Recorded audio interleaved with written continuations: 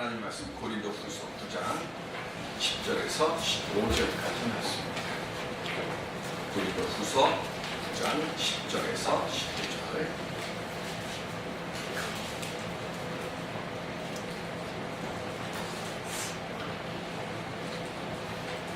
고린도후서 9장 10절에서 15절.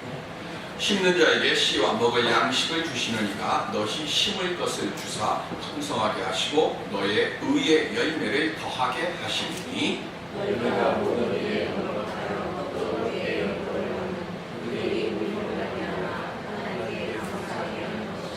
이 봉사의 직무가 성도들의 부족한 것을 보충할 뿐 아니라 사람들이 하나님께 드리는 많은 감사로 말미암아 넘쳤느니라. 이 직무로 진노를 너희가 그리스도의 복음을 진실히 믿고 오래한 것과 그들과 모든 사람을 섬기는 너희의 후한 연보로 말미암아 하나님께 영광을 돌리고 또 그들이 너희를 위하여 간구하며 하나님이 너희에게 주신 지극한 은혜로 말미암아 너희를 사모하느니라.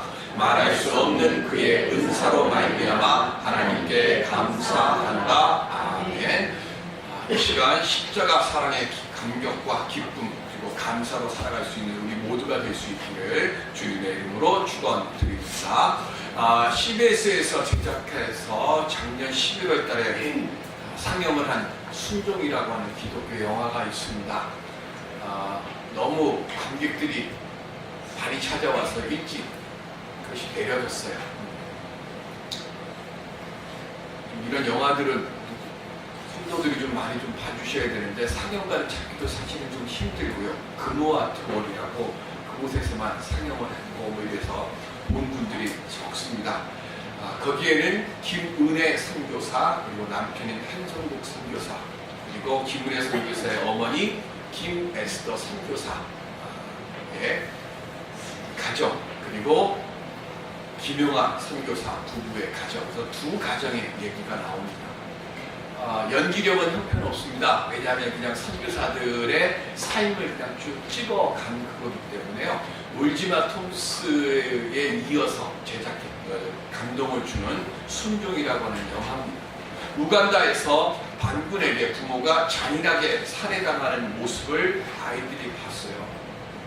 그리고 그 트라우마로 발작을 아이들이 일으킵니다.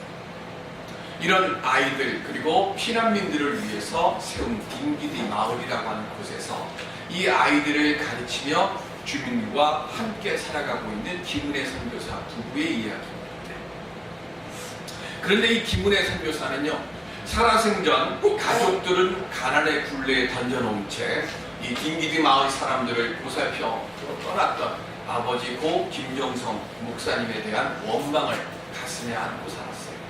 그러다가 이 딩기디 마을에 와서 아버지 김종성 목사가 특별히 사랑했다고 하는 아이 플로렌스를 돌보면서 그 아이를 통해서 아버지가 우리 가족을 사랑하지 않아서 여기서 온 것이 아니라 하나님의 더 큰 사랑을 위해서 가족을 돌보지 못했다고 하는 사실을 알아가면서 자기도 치유받는 이야기들이 그려집니다. 그러면서 김은혜 선교사가 이렇게 얘기를 합니다. 내 생각을 모두 내려놓고 하나님이 말씀하시면 그대로 하는 것이 순종입니다 라고 고백합니다. 또 한 선교사의 가정이 있습니다. 김영아 손희진 선교사입니다. IS의 학살에 그 학살을 못 견뎌서 레바논으로 탈출한 아이들을 사랑으로 돌보고 그 상처를 치료하는 선교를 하고 있는 김영아 손희진 선교사. 그런데 사실 김영아 선교사도요 이곳에 오기 전에 대기업을 다니던 사람이에요. 아무 걱정 없던 사람이 갑자기 하나님의 부르심을 받고 레바논으로 옵니다. 그런데 레바논으로 오는 이곳에 자기 동생은 다운 증후군이에요. 그 다운 증후군 동생을 홀로 계신 어머니한테 맡기고 그리고 레바논으로 옵니다.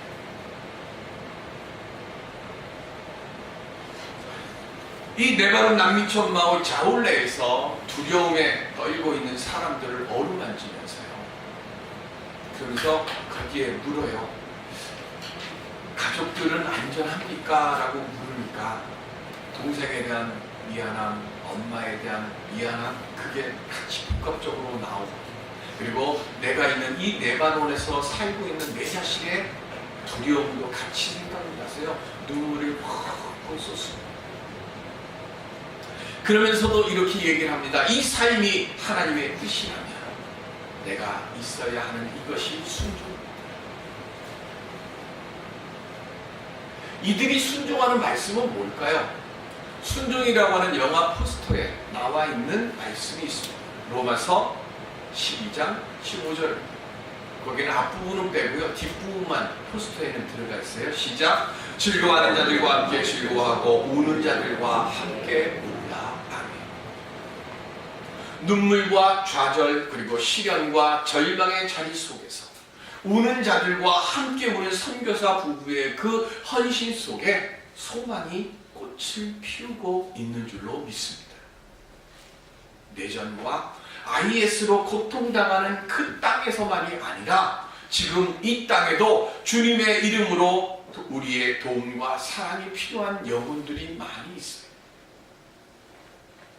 춥고 어두운 긴 겨울과 같은 절망의 터널을 지나고 있는 많은 사람들에게 오늘 우리는 십자가의 사랑을 경험했어요. 예수 그리스도의 그 보혈의 은혜를 우리가 경험하고 그 은혜에 대한 사랑에 대한 감사의 마음이 있다고 하면 오늘 우리들도 주님의 사랑을 순종하면서 아름답게 전하는 한 해를 살아가야 될 줄로 믿습니다. 오늘 주님의 이 아름다운 사랑을 아름답고 그리고 힘 다하여 전할 수 있고 행할 수 있는 순종의 사람들이 되어지는 우리 모두가 될 수 있기를 주님의 이름으로 축원드립니다. 그럼 우리가 어떻게 하면 온전한 순종의 삶을 살아갈 수 있을까요? 고린도후서 9장은 가난한 성도를 섬기는 연보에 대해서 기록했습니다. 9장 1절에 이렇게 시작합니다. 시작. 성도를 섬기는 일에 대하여는 내가 너희에게 쓸 필요가 없나니. 아멘. 고린도전서를 왜 썼습니까? 고린도 교회 안에 분단과 분쟁이 너무 심했어요. 교인들끼리 얼굴을 보면 반갑습니다가 아니라 너는 왜 왔냐 하는 이런 얘기예요. 파벌도 그냥 크게 딱 둘로 나뉘어지면 문제가 없어요. 그런데 여기는 어떻게 돼요? 바울파, 아볼로파, 게바파, 그리스도파, 파도 많아요.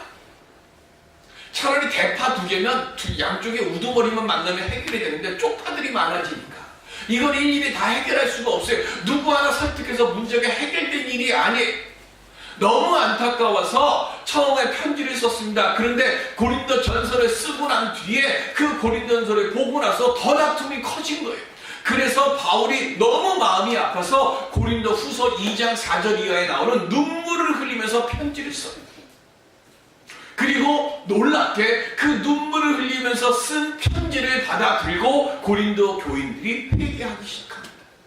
그래서 그 회개하는 소식을 듣고 기뻐서 편지를 쓴 것이 고린도 후서예요. 그래서 지금 바울이 얘기하는 것이 9장 1절에 내가 너희에게 또다시 설명할 필요가 없나니라고 하는 이 말의 뜻은 뭐냐면 고린도 교인들이 바울의 눈물의 편지를 보고 분란 가운데서 회개를 했어요. 그러면 회개했으면 너희들이 회개의 증거를 보이라는 뜻으로 지금 말씀하는 겁니다. 그럼 회개의 증거는 무엇으로 보일까요?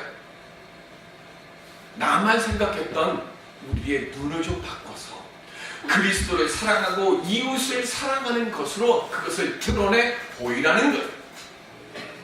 구제라고 하는 것은요, 하나님께서 우리 마음속에 심어주신 선한 마음이에요. 그러니까 우리는 하나님께서 주시는 마음대로 행하는 거예요.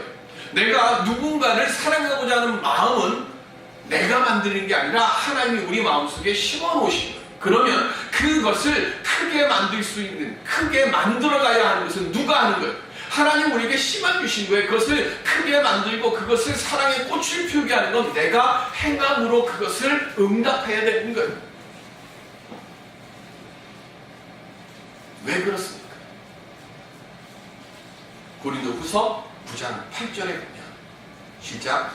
하나님이 능히 모든 은혜를 너희에게 넘치게 하시나니 이는 너희로 모든 일에 항상 모든 것이 넉넉하여 모든 착한 일을 넘치게 하게 하려 하심이라. 아멘.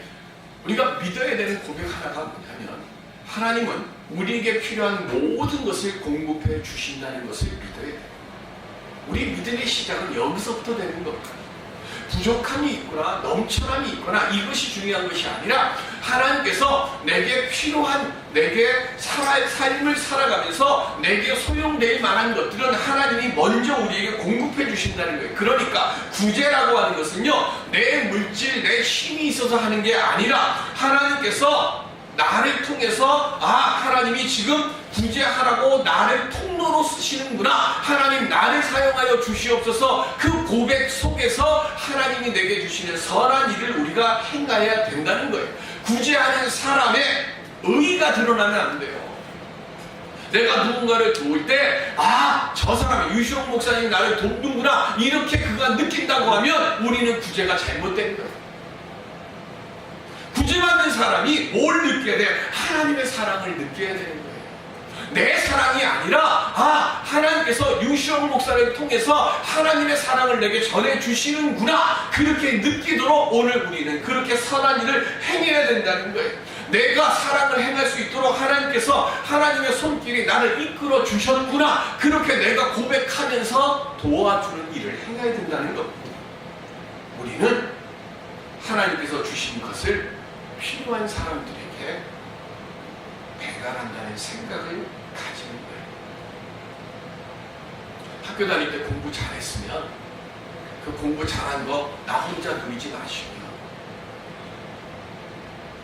우리 동네에 학원 못 다니는 애들이 있고 공부 못하는 애들이 있어요. 그럼 일주일에 하루, 아니 한 달에 하루라도 내가 가지고 있는 지혜, 내가 받은 똑똑한 그거를 나눠주는 데 꼭 물질로만 구제하는 게 아니잖아요. 내가 할 수 있는 것 가지고 그렇게 사랑을 해나가는 거예요. 그러면서 뭘 해야 돼? 내가 똑똑하니까 너희들이 가르친다가 아니라 하나님께서 내게 지혜를 주셔서 너희들에게 이렇게 공부를 가르칠 수 있는 기회를 주셨으니까 너희들도 나한테 이렇게 공부 받고 너희들도 나중에 나처럼 하나님께서 주신 그 사랑을 너희들도 전하면 돼. 우리는 그렇게 쓰이는 통로가 되도록 내가 할 수 있는 일들을 찾으라는 거예요.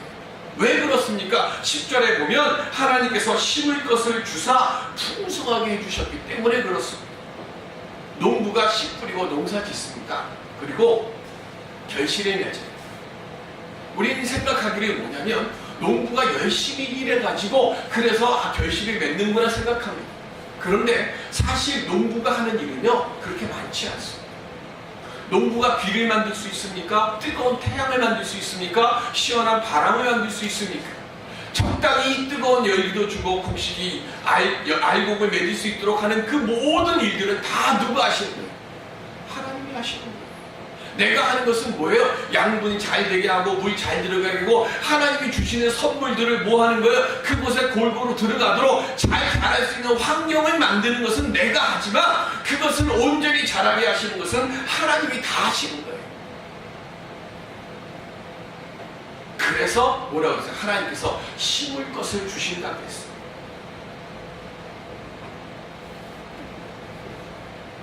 그러니까 바울이 말씀합니다. 열심히 은혜의 씨를 심으라. 바울이 왜 이렇게 연보를 말할까요?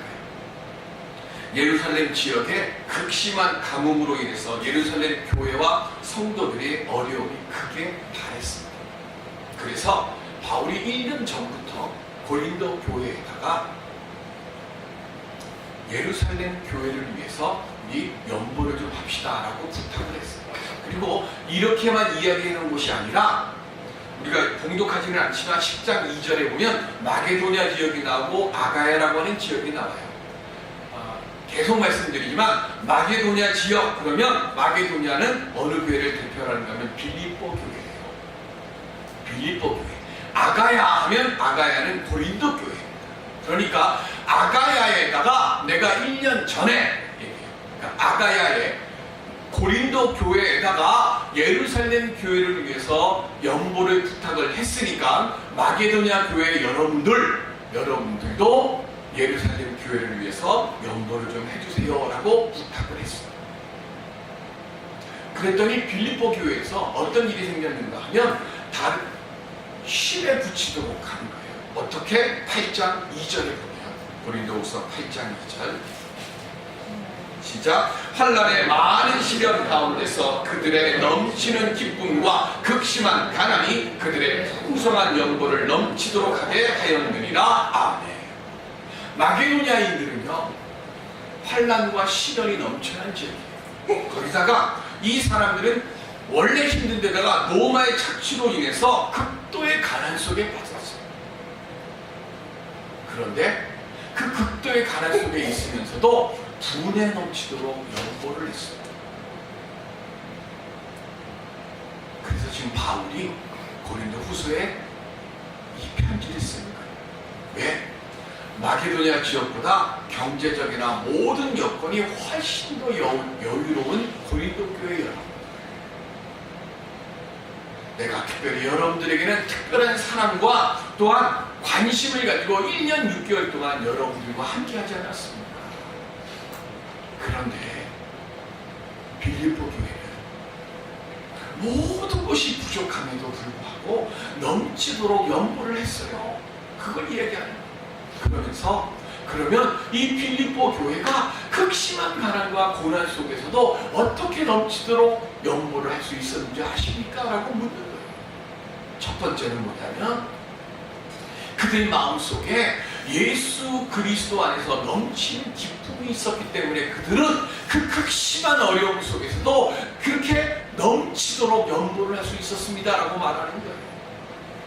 오늘 우리들이 예수를 믿는 이유 중에 하나가 뭡니까? 예수 안에서 기뻐해야 되기 때문에 그렇습니다. 내 삶을 보면 기뻐할 것이 없었고요.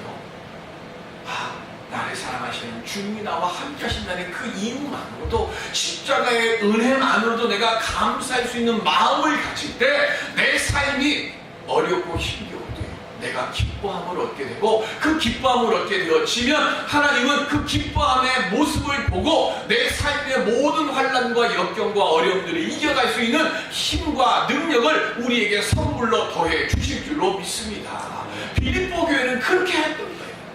그러니까 두 번째로 뭐예요? 자기 자신들이 극심한 가난과 고통을 겪고 있다 보니까 기아로 고통을 당하는 예루살렘 교회의 아픔을 너무나 잘 알아요. 이렇게 하다가 정말로 굶어 죽겠구나 하는 그 일을 알아요. 그러니까 어떻게 합니까? 나도 힘들지만 굶어 죽어가는 그 사람들을 위해서 힘에 넘치도록 누구 안에서요? 내 안에서가 아니라 주 안에서 연보를 할 수 있었던 겁니다. 그러니까 고린도 교회 여러분들은 모든 것이 넉넉하니까 마게도냐의 교회들보다 더 많은 것으로 섬길 수 있고 또 섬겨야 합니다. 그거를 말씀하기 위해서 고린도 후서 9장을 기록한 겁니다. 왜 바울은 이렇게 선한 구제에 동참할 것을 강조하고 또 강조할까요? 선한 일을 위해서 열심히 씨를 뿌릴 때 하나님께서 그들로 하여금 그들의 도움을 받는 예루살렘 교회를 도울 수 있는 의의 열매뿐만이 아니라 내가 누군가를 돕기 위해서 열심히 씨를 뿌리면 그 씨를 뿌린 의의 열매도 내가 또 풍성하게 얻을 수 있기 때문에 그렇다는 거예요.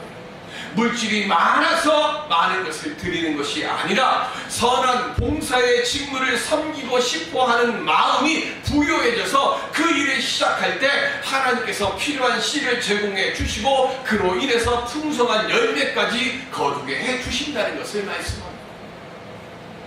모내기를 하기 위해서요, 모판에다가 뭘 심어요? 벽시 심죠. 전년도에 해놨던 벽시를 모판에다 심습니다.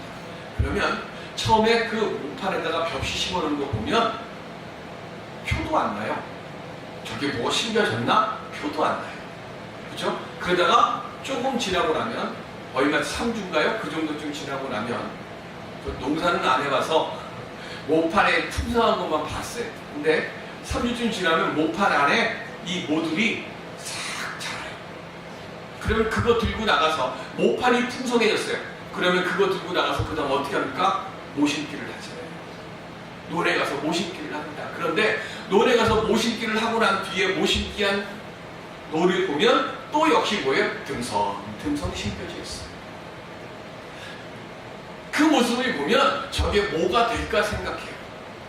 그런데 여름이 지나고 가을이 지난 뒤에 10월달쯤 그 들판 앞에 딱 서면 빈틈이 하나도 없이 빽빽하게 황금 들판을 이루고 별 잎사귀는 고개를 숙여요.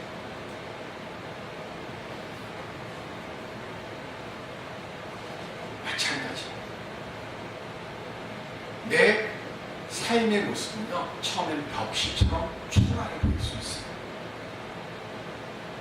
그래서 이 벽시처럼 초라한 거, 내가 지금 심을 게 없고 내가 지금 당장 먹을 것도 부족하다고 느껴져요. 그런데 절대 먹으면 안 되는 게 뭡니까? 벽시는 절대로 먹으면 안 됩니다. 벽시는 어떻게 해야 돼요?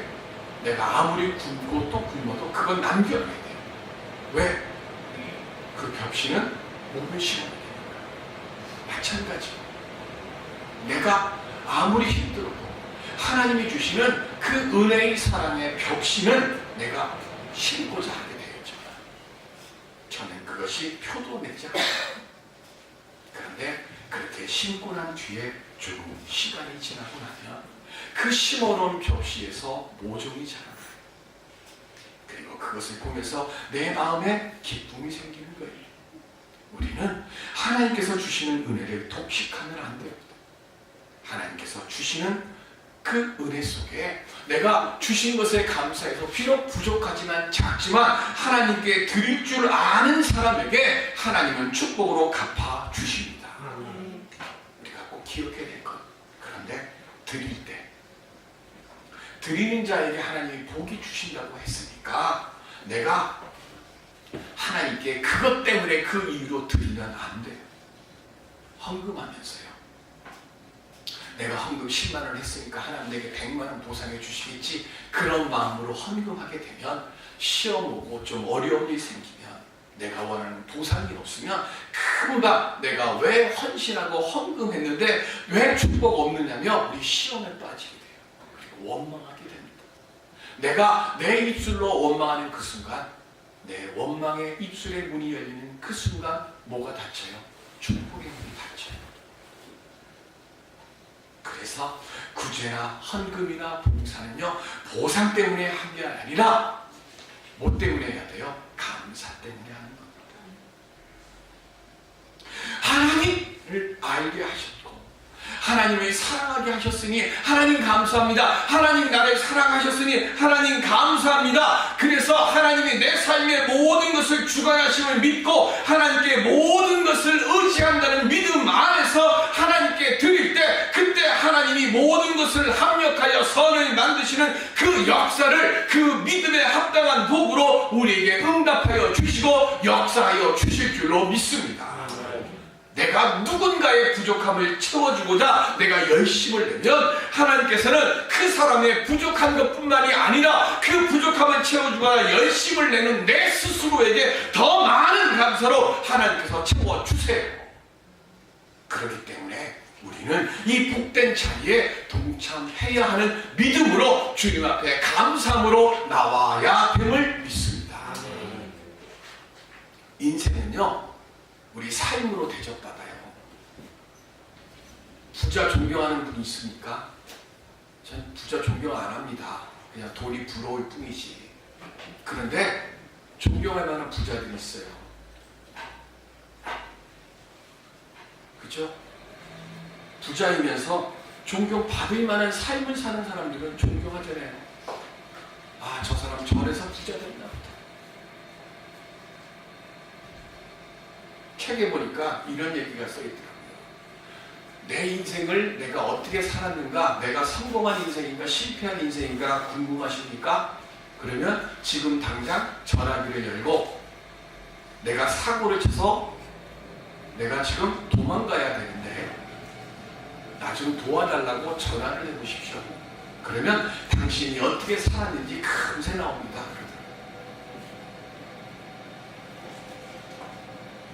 내가 누구를 죽였어요. 나 지금 어떻게 될지 모르겠다고 전화했을 때 거기 있어봐. 내가 갈게. 나랑 얘기하자. 이렇게 달려올 친구가 세 사람만 있어. 아니요. 그 그분은 얘기하더라고요. 한 사람만 있어도 여러분은 인생의 성공한 사람입니다. 여러분들은 성공한 삶을 살았습니까? 내가 정말로 누구에게도 말하지 못할 근심과 걱정과 고민과 아픔이 있을 때 내 곁에 와서 내 손 잡아주고 어떻게 그랬어? 참 힘들겠다. 내가 큰 힘은 되지 못하지만 옆에 있어줄게 말하는 친구를 만들 수 있는 그런 믿음의 삶을 살아갈 수 있는 우리들이 될 수 있기를 바랍니다. 시편 112편 9절에 보면 시작. 그가 재물을 더 빈궁한 자들에게 주었으니 그의 의가 영구히 있고 그의 뿔이 영광 중에 많이 가지고 많이 감사하고 많이 헌신하겠습니다라는 마음으로는요 절대 감사의 열매 맺지 못합니다. 제가 하나님의 일에 더 크게 쓰이고 싶습니다. 주께서 기뻐하실 선한 일을 위하여 더 많이 바치고 싶습니다. 그렇게 선하면서 열심히 씨를 뿌리면 뿌릴수록 더 많은 감사가 넘쳐나게 되어지는 삶을 살도록 하나님께서 우리와 함께해 주실 줄로 믿습니다. 구제와 선교는 내가 하는 게 아닙니다. 나로 하여금 하나님의 복을 더 넓게 만들게 해주기 위해서 씨를 뿌리는 거예요. 보잘것없는 물질이에요. 과거에 두레뿐같이 조그마한 겁니다. 형편없는 겁니다. 그러나 그것을 드릴 때 내가 감사의 마음으로 드리고자 할 때 하나님께서 그 정성을 보시고 더 크게 사용하여 주실 줄로 믿습니다. 루시오 시어머니 나오미를 따라서 시어머니 고향 땅 베들레헴에 와가지고 제일 먼저 한 게 뭡니까? 이삭 죽으러 간 겁니다. 형편없이 초라한 겁니다. 무슨 황금 캐러 간 게 아니라요. 나달 떨어진 거. 그거 가지고 그거 주워서 뭐 하려고요? 오늘 하루 시어머니하고 자기하고 먹으려고요. 그런데 그 형편없고 초라한 그 일을, 이삭 죽는 일을요. 누구보다 열심히 했어요. 불평 안 하고 원망 안 하고 누구보다 열심히 했더니 어떤 일이 일어납니까? 그 이삭을 주었던 그 땅에 여주인이 됐어요. 더 나가서 다윗의 할머니가 됩니다. 오늘 우리 교회 작아요. 저도 좀 그냥 여러분들 그냥 목사님 어느 교회처럼 그냥 구제헌금에 쓰세요 하면서 그냥 5천만 원 탁탁 주고 그러면 너무 좋겠어요. 근데 우리는 다 이삭 죽기에 바쁜 삶을 사는 사람이죠.